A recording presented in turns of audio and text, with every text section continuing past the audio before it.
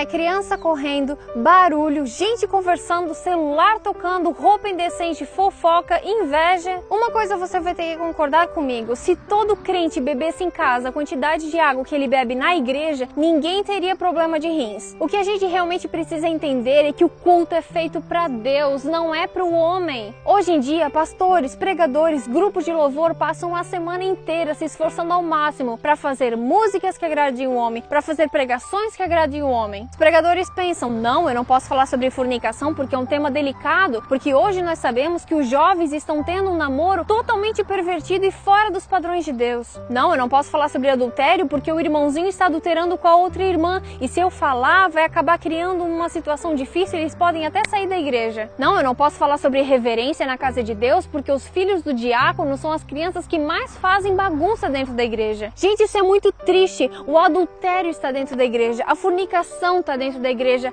a indecência está dentro da igreja. Tem pessoas que não se situam que estão na casa de Deus, acham que é um clube porque entram lá de qualquer jeito, ficam falando alto, ficam no celular. O que está acontecendo? Será que é esse o povo que aguarda ansiosamente a volta de Cristo? Povo que diz que ama Cristo de todo o coração, que é o maior amor de sua vida, mas não passa nem 10 minutos com Ele? Povo que diz que o evangelho precisa ser pregado nos países orientais, mas nem os seus próprios amigos de trabalho e faculdade sabem que ele é cristão? Povo que diz que daria vida por Jesus, mas não dá nem 10% do dízimo. Gente que diz que sofreria todo e qualquer tipo de provação por amor a Cristo, mas não aguenta ficar 5 minutos de joelhos. Tem crente dizendo que ama Cristo, mas se o culto termina 11h30 e já são 11h35, ele já começa a se coçar no banco, já fica todo incomodado. Tem crente que diz que não vai pra igreja porque tá chovendo. Tem gente que deixa de ir pra igreja porque o irmão não cumprimentou, porque aquele lá não me abraçou, porque aquele lá não me convidou para almoçar junto.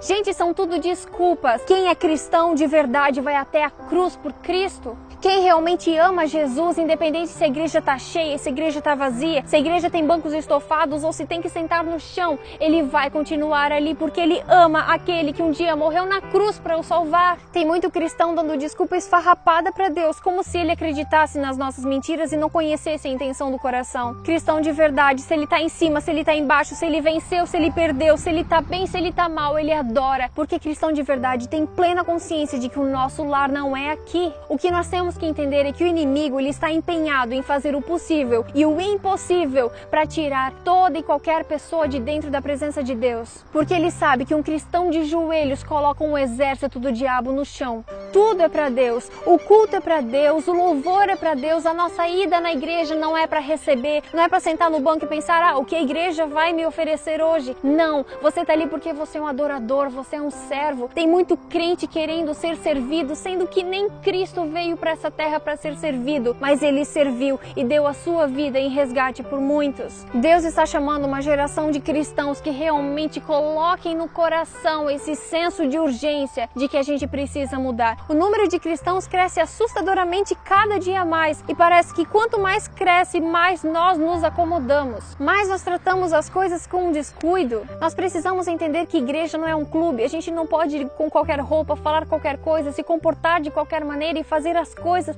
de qualquer jeito para agradar o homem, para fazer legal, para fazer divertido, para poder compartilhar no Facebook. Não. O real motivo de tudo que nós fazemos dentro e fora da igreja é adorar a Deus. Tenha cuidado quando for ao templo. Pense bem antes de falar. Deus está no céu e você aqui na terra, portanto, fale pouco.